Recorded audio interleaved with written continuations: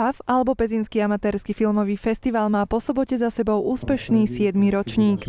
Organizátormi boli aj tento rok ako inak Občianske združenie Priatelia divadla a filmu a Občianske združenie Kinečko pod hviezdami. Festival predstavil hneď niekoľko filmových sekcií. Diváci si najprv mohli pozrieť výber top filmov z minulých ročníkov PAFka. Odpremietané boli snímky zo Slovenska, Čiech aj z Veľkej Británie. PAFka tento rok majú nové ako klasika, je tu REPAF.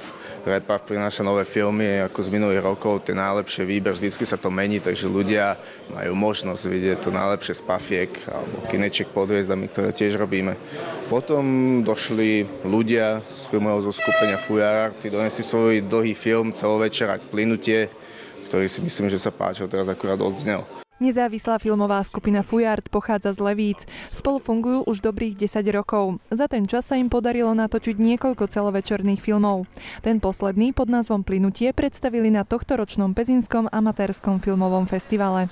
Ja som vlastne sa stal členom Fujartu ešte predtým, ako to bolo združenie, že sme sa len tak stretávali a prvé to bolo to, že my sme ešte, kedy si mimo Fujartu, ja som robil s inými ľuďmi divadlo, skúšali sme také, že amatérske ochotnícke divadlo, to bola prvá vec a potom som stretol ich dvoch, niekde sme sa spoznali a dali sme to dokopy, že oni robili toto, mňa to zaujímalo, tak už na chvíľu dal som divadlo bokom a išli sme skúšať ten film, lenže spravili sme film a to bolo okolo roku 2000 alebo nejak tak, ale nemali sme ešte tie prostriedky, ako je to teraz, vlastne tú techniku, na to, aby sme si to zostrihali, tak sme čakali, nie že čakali, a odložili sme to úplne a po 4 rokoch sa to potom podarilo natočiť ten prvý film. Ten posledný film, to Plynutie, to vznikalo 3 roky a sme radi, že to vlastne vzniklo a tam sme zapojili ľudí z Levíc, divadelníkov, napríklad boli to rôzne divadelné skupiny, napríklad Mesárošovci, to sú takí manželia, úplne totálni divadelníci,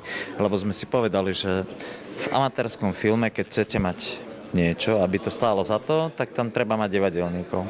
Aspoň 2 hercov tam treba mať, aby to stálo za to. Po odpremietaní filmu Plynutie pokračoval festival sekciou venovanou českým krátkym filmom a novým slovenským, hlavne z dielne filmovej skupiny z Bratislavy Pacientárium a tiež od Andreja Kolenčíka.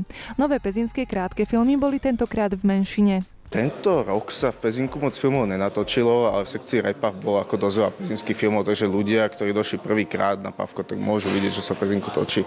Povzbudiť mladých pezinských filmárov a dať im krátky návod, ako natočiť kvalitný snímok, preto prišiel Maroš Hečko, hlavný organizátor filmového festivalu Azyl.